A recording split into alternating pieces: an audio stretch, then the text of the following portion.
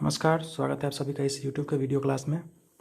आज हम जिस लेसन का अध्ययन करने वाले हैं उसका नाम है 1 2 3। ये आप इंग्लिश के बुक का चैप्टर 5 है। इसका नाम है 1 2 3। तो इस लेसन को पढ़ने से पहले इसके जितने भी टॉप वर्ड मीनिंग्स है उसको आप अपने कॉपी में सबसे पहले लिख लें। ये रहा, इसको आप अपने कॉपी में लिख लें ताकि आपको पढ़ने में दिक्कत नहीं हो आगे। इसके आगे भी थोड़ा सा है, इसको आप लिख लें अपने कॉपी में, स्क्रीनशॉट कर लेके या पॉज करके। इसके अलावा भी जितने भी टॉप वर्ड मीनिंग्स आने वाले हैं इस स्टोरी में उसको आप अपने कॉपी में मैं जैसे जैसे बताऊंगा उसको आप लिखते चलेंगे, ठीक है। अब आइए देखते हैं इस कहानी को पढ़ने से पहले ये जो पीला वाला बॉक्स है ये हमें क्या सोचने और विचारने के लिए बोल रहा है। Some people use their body language, that is fingers, eyes, facial expression etc. to express themselves। कुछ लोग जो हैं वो अपने आप को अभिव्यक्त करने के लिए अपने शरीर के भाषा का उपयोग करते हैं, ठीक। अपने शरीर का भाषा का उपयोग करते हैं, जैसे फिंगर्स अपने अंगुली का इस्तेमाल करते हैं, अपने आँखों का इस्तेमाल करते हैं, फेशियल एक्सप्रेशंस अपने चेहरे के बनावट का इस्तेमाल करते हैं। Have you met such persons, क्या आपने कभी ऐसे व्यक्ति से मिला है। If yes where did you meet them, अगर हाँ तो आप ऐसे व्यक्ति से कहाँ मिले हैं, ठीक।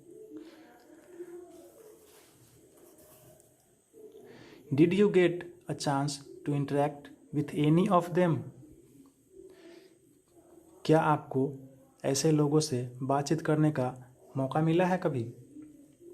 How do you think persons communicate without human language, जो लोग इंसानी भाषा का प्रयोग नहीं करते हैं वो एक दूसरे से कैसे बातचीत करते हैं। आप सोच सकते हैं इस चीज़ को कि बहुत ऐसे लोग होते हैं जो भाषा का इस्तेमाल नहीं करते हैं, वो लोग बोल नहीं पाते हैं, वो लोग अपने शरीर के भाषा का उपयोग करते हैं, अपने चेहरे का बनावट, हाथ का इधर उधर करना, अपने अंगुलियों से, अपने आँखों से, इस तरह से वो अपने बात को दूसरे के सामने अभिव्यक्त करते हैं क्योंकि वे बोल नहीं सकते हैं। तो अगर आपने ऐसे व्यक्ति से कभी मिला है तो उसी के बारे में ये सोचने विचारने के लिए कह रहा है, क्योंकि ये जो कहानी है आगे इसी पे आधारित है, ठीक।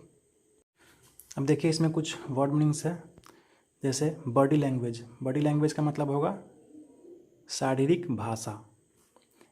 एक्सप्रेस का मतलब अभिव्यक्त करना, ठीक।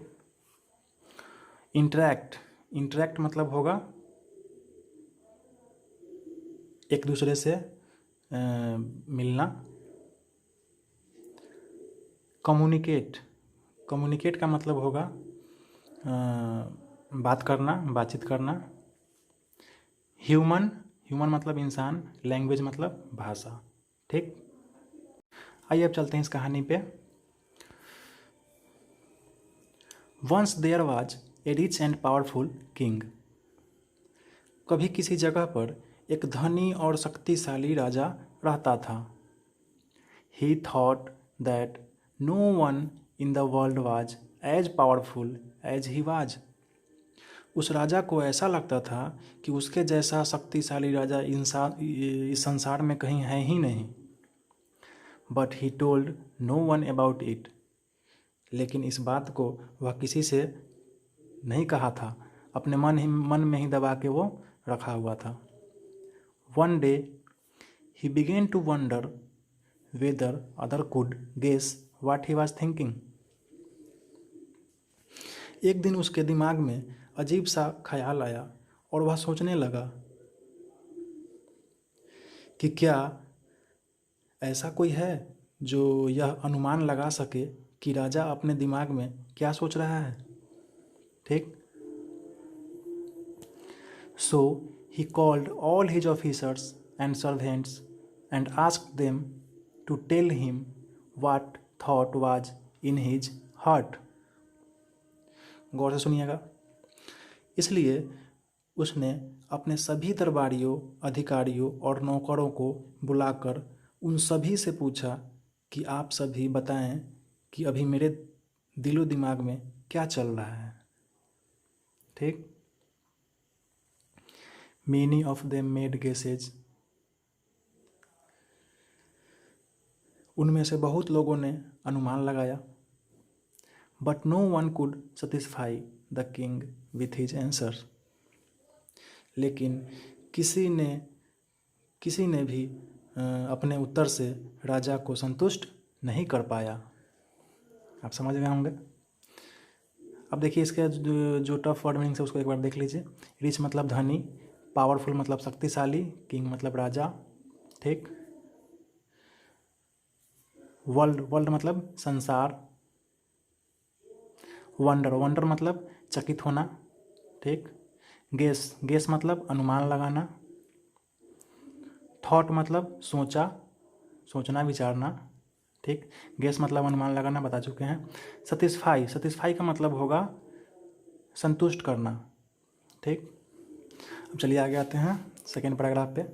Then the king ordered his minister to find someone who could guess his thought, तब राजा ने अपने मंत्री को आज्ञा दिया कि वे किसी ऐसे व्यक्ति को ढूंढे जो राजा के मन में चल रहे विचारों का अनुमान लगा सके। He gave the minister exactly a month time to find that person. ठीक। राजा ने मंत्री को ऐसे व्यक्ति को ढूंढने के लिए पूरे 1 महीने का समय दिया। The minister searched everywhere but he could not find anyone who could guess the thought in the king's mind. मंत्री ने ऐसे व्यक्ति को सभी जगह खोजा, लेकिन उन्हें ऐसा कोई भी व्यक्ति नहीं मिला जो राजा के मन के विचारों को पढ़ सके। As the month was coming to a close, the minister became quite desperate. जैसे जैसे महीना ख़त्म होने का समय आ रहा था, मंत्री निराश और परेशान होने लगा। But his daughter cheered him up by saying that she would find the right man for the job. ठीक। तब मंत्री की बेटी ने अपने पिता को निराश देखकर उनका धैर्य बांधी। ठीक। चियर्ड मतलब उनका धैर्य बांधी, खुश किया और कही कि आप परेशान न हो, वह ऐसे व्यक्ति को आसानी से ढूंढ लेगी। All right, let us see what you can do, said the minister. तब मंत्री ने अपनी बेटी से कहा, ठीक है, चलो देखते हैं तुम क्या कर सकती हो। भाई इस पैराग्राफ में जितने भी टफ वर्ड मीनिंग्स है उसको देख ले एक बार। ऑर्डर मतलब आज्ञा देना, मिनिस्टर मतलब मंत्री। ठीक। उसके बाद डिस्पेरेट। ठीक। डिस्पेरेट मतलब निराश होना, परेशान होना। चियर्ड मतलब होता है धैर्य बांधना या खुश करना किसी को। ठीक। अब आगे चलते हैं अगले पैराग्राफ पे।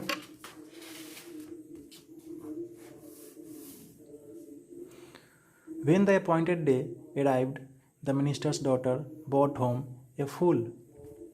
जब नियत दिन आया तो मंत्री की बेटी ने एक मूर्ख को घर पर ले आई। The man was a shepherd in their farm.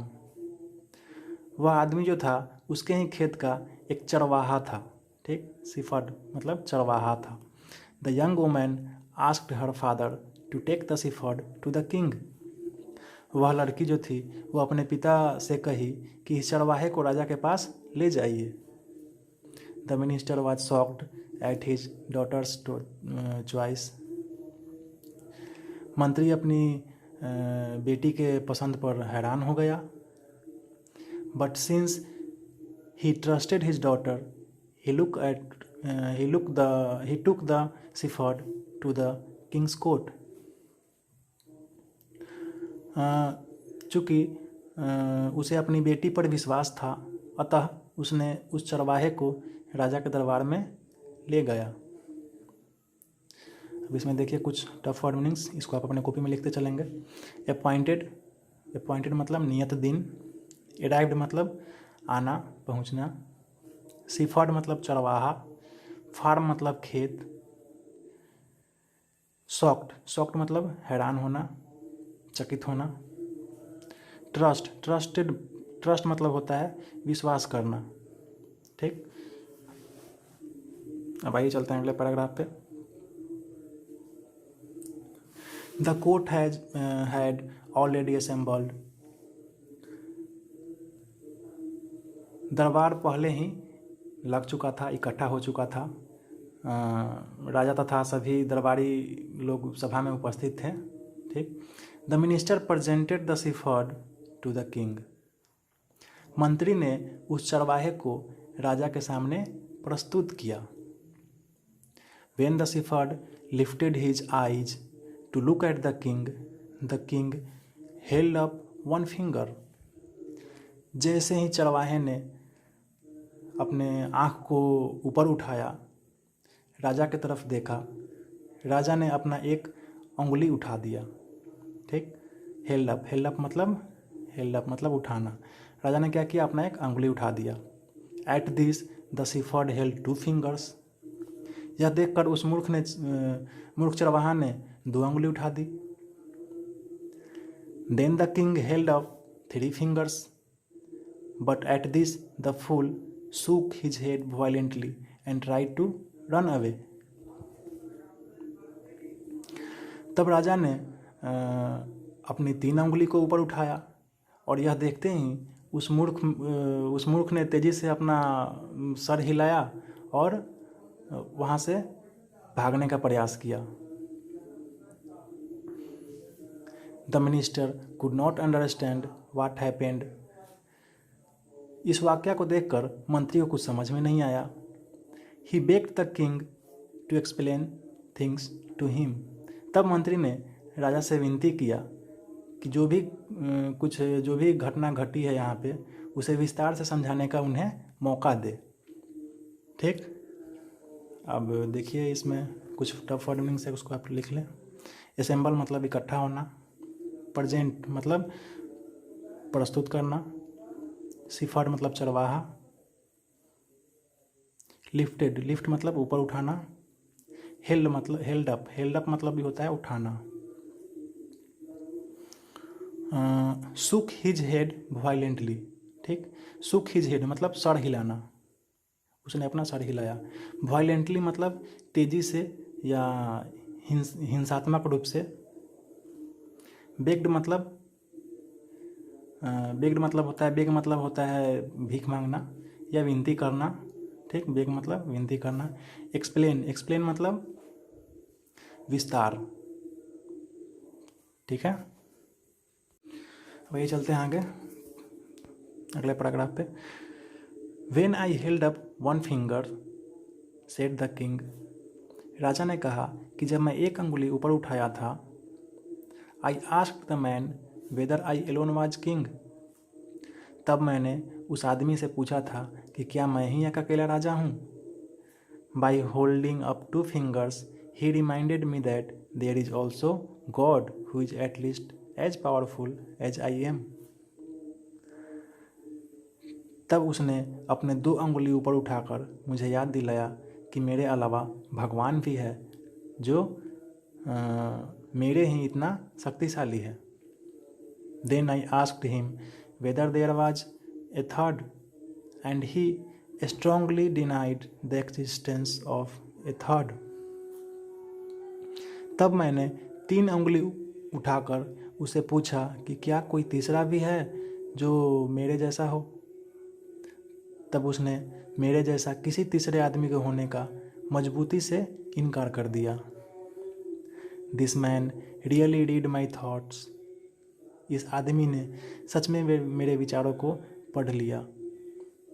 I have been thinking that I alone was powerful, but he reminded me that there is also God but no third. मैं हमेशा से सोचता था कि एक मैं ही शक्तिशाली हूँ।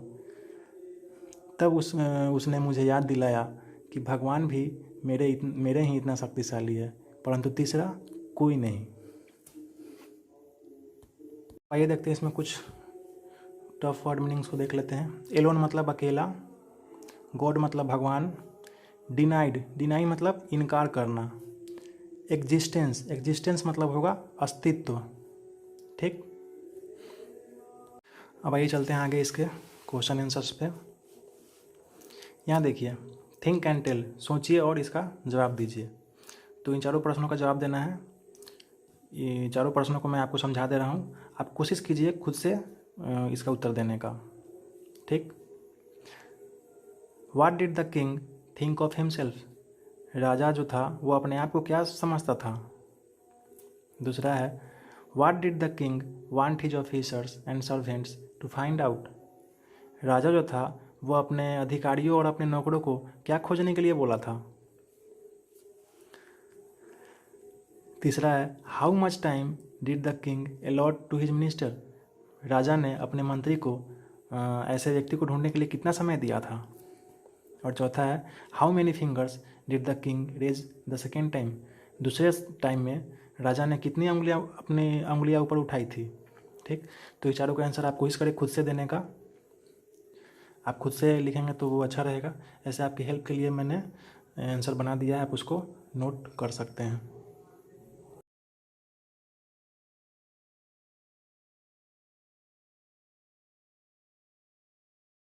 आइए अब आगे चलते हैं। ये ट्रू और फॉल्स, गलत और सही इसमें ढूंढना है। The king was indeed rich and powerful, राजा जो था वो सच में शक्तिशाली था। इंडीड मतलब वास्तव में, तो ऐसा नहीं है, वो मूर्ख था, वो सच में शक्तिशाली नहीं था, फॉल्स होगा। The minister's daughter help the father, मंत्री की जो बेटी थी वो अपने पिता की सहायता की, सही बात है, true. The minister was confident that the shepherd would guess correctly what was there in the king's heart, मंत्री जो था वो विश्वास था, वो कन्फर्म था कि वो जो चरवाहा है वो राजा के मन का विचार को पढ़ लेगा, तो ये गलत है। वो कन्फर्म नहीं था, लेकिन अपने बेटी पर विश्वास था, इसलिए उसने उस चरवाहे को राजा के दरबार में लेकर गया था, तो ये फॉल्स होगा, क्योंकि वो उसको विश्वास नहीं था उस चरवाहे पर। आगे आइए, the fool could really read the king's mind, क्या वो जो मूर्ख था वो सच में पढ़ पाया था राजा के दिमाग। नहीं, वो सच में नहीं पढ़ा था, वो कुछ और सोच रहा था, लेकिन राजा कुछ और सोच लिया, ये भी फॉल्स है। ठीक, चलिए अब आगे चलते हैं।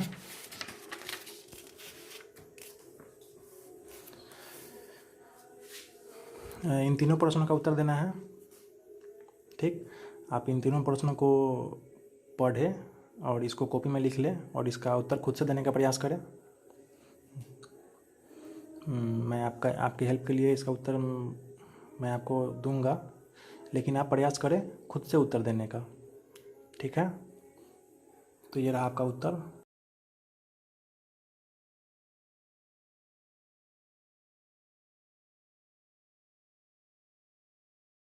चलिए आगे चलते हैं।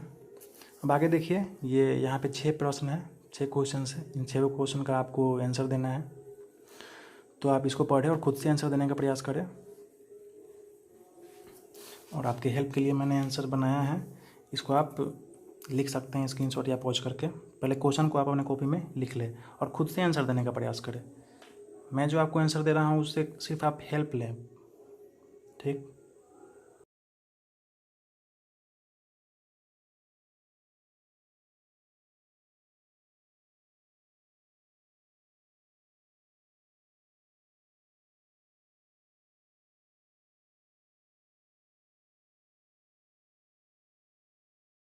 चलिए अब आगे चलते हैं।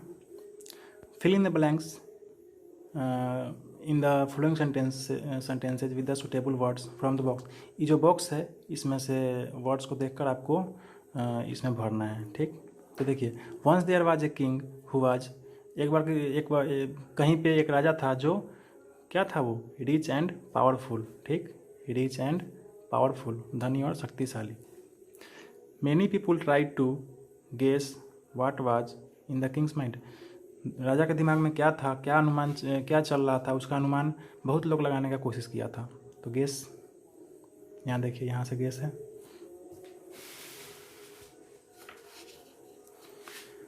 The minister's daughter brought home a fool, he was a shepherd. मंत्री की जो बेटी थी वो घर पे क्या लेके आई? एक मूर्ख को। वह क्या था? चरवाहा था। The fool denied the existence of the third king. उस मूर्ख ने तीसरे किसी शक्तिशाली या किसी राजा होने के अस्तित्व से क्या किया? इनकार कर दिया, denied. The king was very pleased on fool's reaction. राजा जो था वो उस मूर्ख के रिएक्शन से काफ़ी खुश था। ठीक, अब आगे देखिए क्या है। Rearrange the letters.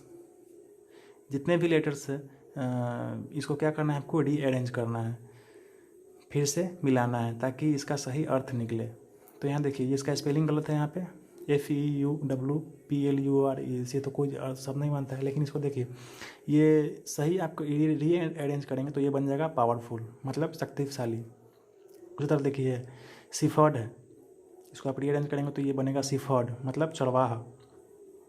इसको करेंगे तो बनेगा ये ड्रॉवर मतलब दराज। इसको रीअरेंज करेंगे तो ये बनेगा वायलेंट मतलब हिंसात्मक। इसको रीअरेंज करेंगे तो बनेगा असेंबल मतलब इकट्ठा होना। ठीक, अब आगे चलते हैं। Pick out the words from the story. कहानी से इन सभी वर्ड्स को आपको निकालना है। जैसे उदाहरण में दिया है, लेफ्ट विथ नो होप, जिसका कोई आशा नहीं हो। डिस्परेट मतलब निराशा। ठीक है। मेड समवन हैप्पी, किसी को खुश करना। चीयर। सरप्राइज्ड मतलब चकित हो जाना। शॉक्ड। बिलीव मतलब विश्वास करना। ट्रस्टेड मतलब ही विश्वास होगा। गैदर्ड मतलब इकट्ठा होना। असेंबल मतलब भी इकट्ठा होना। ठीक। हेल्ड अप मतलब उठाना। लिफ्टेड मतलब उठाना। Paid something for doing some good, कोई अगर कुछ अच्छा करता है तो उसको हम कुछ देते हैं, उसको क्या कहते हैं? प्रेजेंट। ठीक, मतलब पुरस्कार। रिफ्यूज मतलब इनकार कर देना। डिनाइड। ठीक है, तो ये रहा आपका लेसन 1 2 3। आप सभी से अनुरोध है कि अगर आपको अच्छा लग रहा हो तो आप वीडियो को लाइक करें और ज़्यादा से ज़्यादा सब्सक्राइब करें। और कुछ अगर कहना चाहते हो आप इस वीडियो के बारे में तो आप कमेंट करके कह सकते हैं।